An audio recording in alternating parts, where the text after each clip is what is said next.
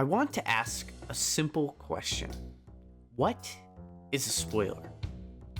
Spoilers are an odd topic because when you talk about film, a spoiler is almost always a major story beat or twist. But when it comes to a game, things get a little complicated.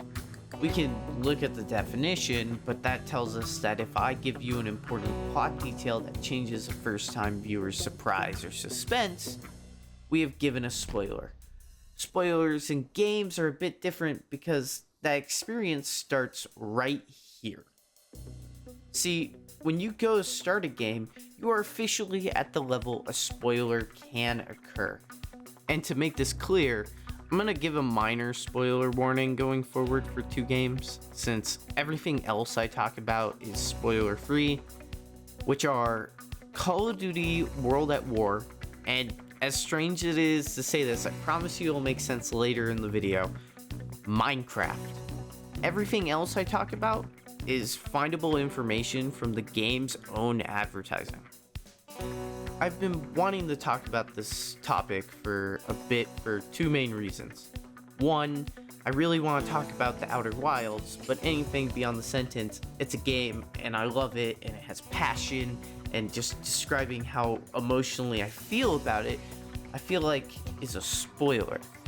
And 2, which is my friend asked me if the game he's currently playing, Expedition 33, had multiple endings due to its JRPG elements, and I didn't know if answering his question was a spoiler.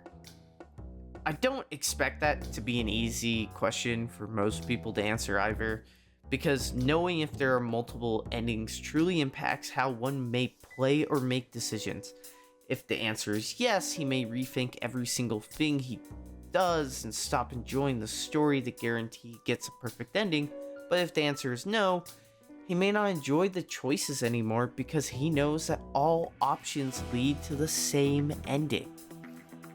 The irony of this being one of the reasons I wanted to make this video is that halfway through the writing of this video's original script, a YouTuber I watch and a huge inspiration for these essay-style videos I'm making, Daryl Talks Games, made a video titled, "Is it a spoiler to know if a game has multiple endings?"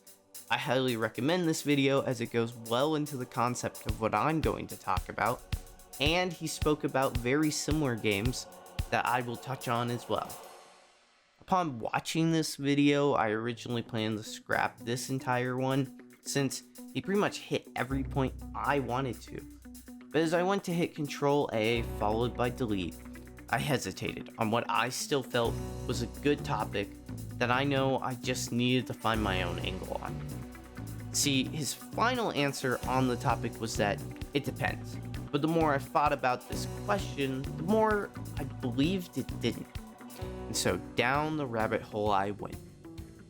I asked many people about this topic, and it evolved with the more I asked, and the first trail I chased that I believed was this.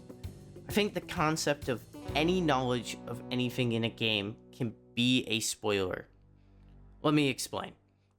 When you play a game, you may say, well, I want to know what type of game it is, or a quick marketing style description to sell you on a product.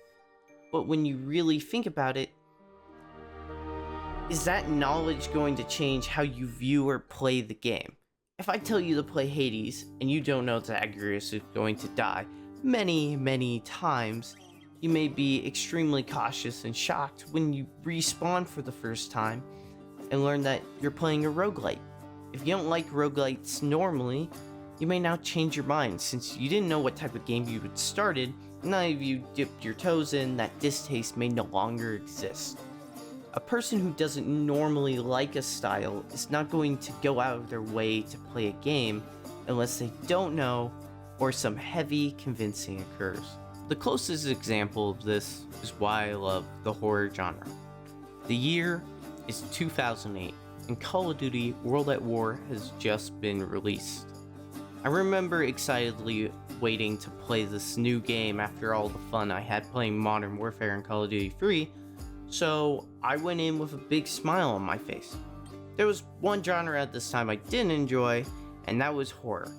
I would get too spooked and stop playing, So when I played through the game's campaign and was met with zombies at the end, I did what anybody would do, and I hit the power button. I eventually tried the mode, and I braved the threat of the incoming undead, and slowly came to enjoy it. More maps came out, and I enjoyed even more of the zombies, and slowly began to love this scary mode. At the release of Black Ops 1, I had fully flipped to loving this genre, all because I got launched into this without ever knowing. But as the more I thought on this example, I realized that this case is extremely rare and really is something that happens to newer gamers only. I asked my friends and the concept was interesting, but the main question still lingered. What is a spoiler in a video game? Would telling anyone else that zombies are a bonus after the campaign count as a spoiler? They don't add to the plot really, and just was originally there as a cool game concept. So I went back to the drawing board. I wanted to have a clearer answer than "it depends." So I came at this from a new angle. Do genre tags spoil a game? This concept is hard to see when you've been playing games for a long time, since you may think knowing a tag, setting, or something else in that vein isn't going to impact how you play or if you play. But for a new player who may be going in blind, this can completely change everything.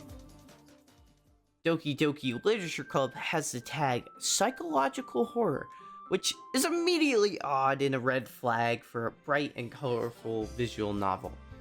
My personal first experience of Doki Doki was way different than a lot of my friends who were cautious of the horror tags, since the friend who showed me the game explicitly launched the game and made sure the warning at the start of the game had passed, so I had no clue what I was in for.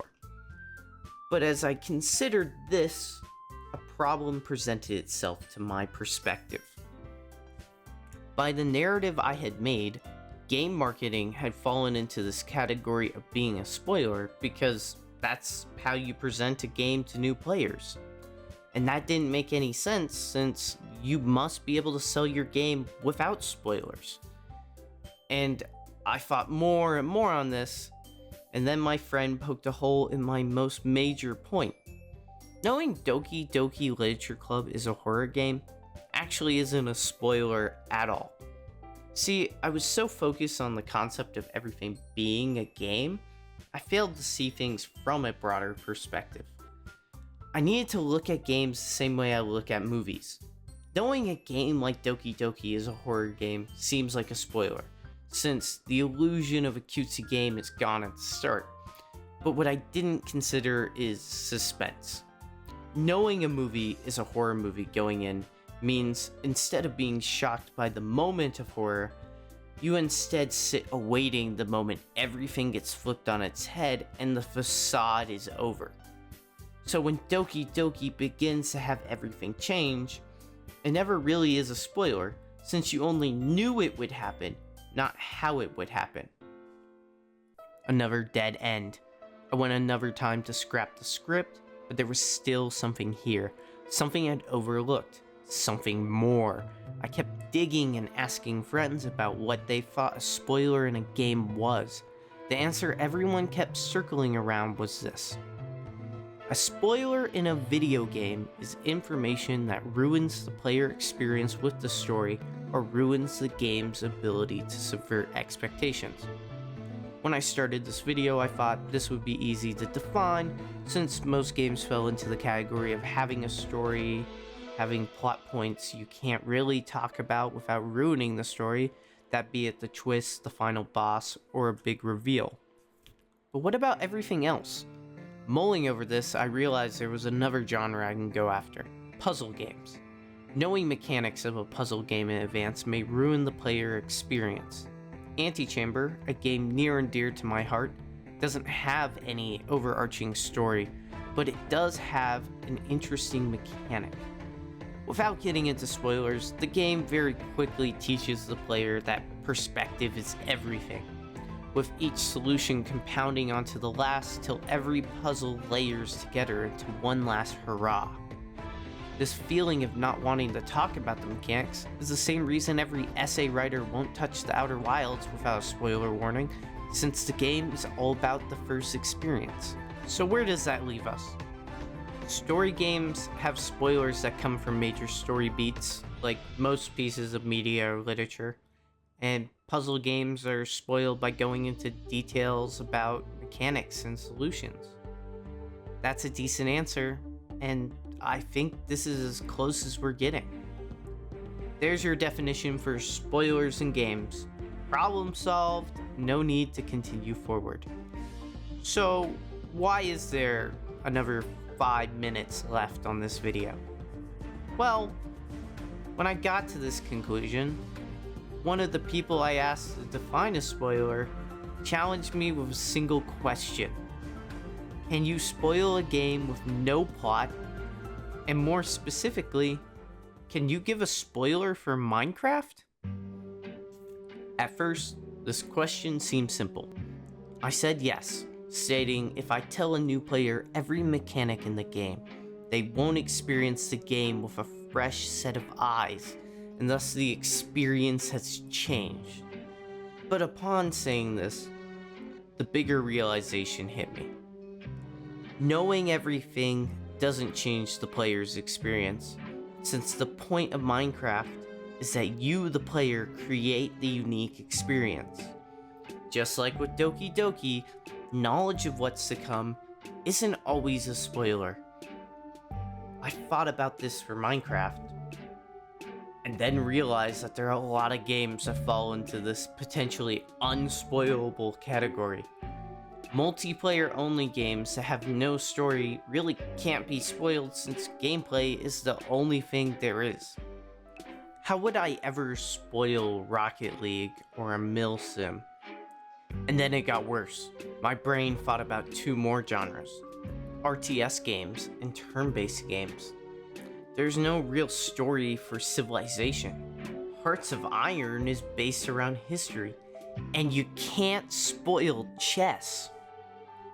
Going in blind is truly the only way to uniquely experience these games. But going in blind versus knowing advertised information, as we stated earlier, doesn't distinguish anything as a spoiler. My head started swirling the more and more I went down this rabbit hole, and I knew I had to stop or I'd never be able to answer the real question at hand and finish this video. How do I spoil Minecraft? I started by thinking about other sandbox games, but I was coming up short with an answer. Since it is all mechanics, but in this case, that is the gameplay loop and not a spoiler since it doesn't drive any major points. I did the only thing left I could think of doing, and I phoned a friend. When he answered the phone, he was at work, but he still was able to answer my questions and bounce some ideas back. The closest we were able to think of for a spoiler for Minecraft were two things: the discovery of the Wither and the Ender Dragon fight. The discovery of the Wither is a bit wishy-washy since the only in-game way to find out how to make one is by looking at a painting of the Wither, which depicts the 4 soul sands and the 3 skulls on top, but because community engagement is encouraged by a game like Minecraft, it really isn't a spoiler to be shown how to make one since that is the core way to play the game. The other idea is spoiling every mechanic of the Ender Dragon fight, since that should be enough to ruin somebody's ability to do the fight uniquely. This has one problem though.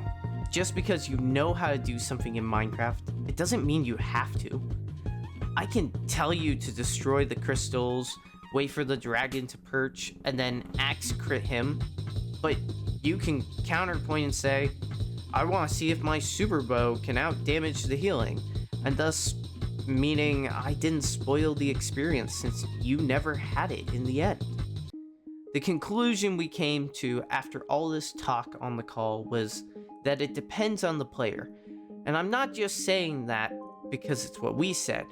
He actually asked some customers. 2 customers came in, a girlfriend and boyfriend, and he decided just to ask the question and see how they would respond, and they gave a very interesting response. The guy said he didn't think knowing everything mattered since he can play the game however he wants, same conclusion I had come to. But when my friend asked the girl, we got a very different answer. She had never played the game before and believed the knowledge of everything does ruin the fight, since despite being able to have a unique experience, the content of this experience was already revealed prior. So her only decision to go against it would be because something was spoiled, not because it wasn't. We talked more about how maybe she's the only one to feel that way, but then as I thought about this, I realized that really is the only way to define it. If someone is having the first time gaming experience altogether, they can have spoilers from a game even if it isn't usually able to be spoiled. There you have it. The answer really was, in the end, it depends. Now I think my answer for story games and puzzle games is slightly clearer, but it does feel good to be able to answer the other question I got asked as well. I think allowing players to have an original and spoiler-free experience is very important, so please use this to remember that less information is sometimes a good thing, and maybe to only nudge newer players in the right direction, and not give away more. If you made it this far in the video, I appreciate you for listening to me yap for this long. Thanks for watching.